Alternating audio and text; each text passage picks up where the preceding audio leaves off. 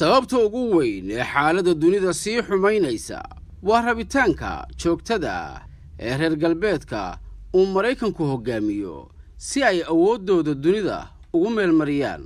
Maraykanka iyo midowga Yurub oo aan rumaysanahay inay ahaayeen shuraaka dhaqaale oo lagu kalsoonaan karo ayaa hadda waxa ay doorteen cunaqabatayn sharci darro ah iyo inay jiraan xiriirkii ganacsi weliba qaab hal dhinac u janjeera. cunaqabatayntu waxay u muuqataa seef laba af leh, waxayna sababtay kor u kaca sicirka iyo hoos u dhaca dakhliga sida ka muuqata jaantuska dhaqaale ee dalal badan oo reer Yurub ah, iyo sidoo kale tamartii oo ciriiri noqotay oo yaraatay, taasoo abuuri doonta kacdoon bulsho oo Yurub ka dhaca. faa'iidooyinka ilbaxnimadu waxay noqotaa mudnaan gaar ah oo ay helaan hantiilayaashu, taasina waa qiimaha ay muwaadiniinta caadiga ahi ku bixiyaan siyaasadda ka soo horjeeda Ruushka ee ka imanaysa madaxda iminka xukunka haysa.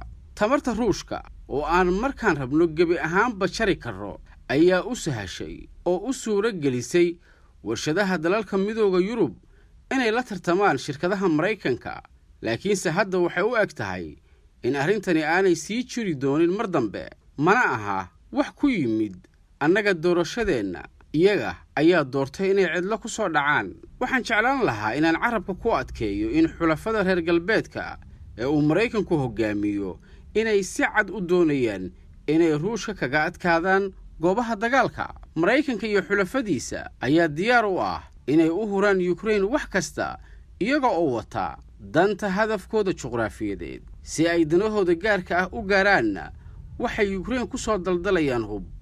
taasina waxay keentay colaadda oo sii daba dheeraatay, waxayna meesha ka saaraysaa rajadii nabadda iyo in heshiis la gaaro.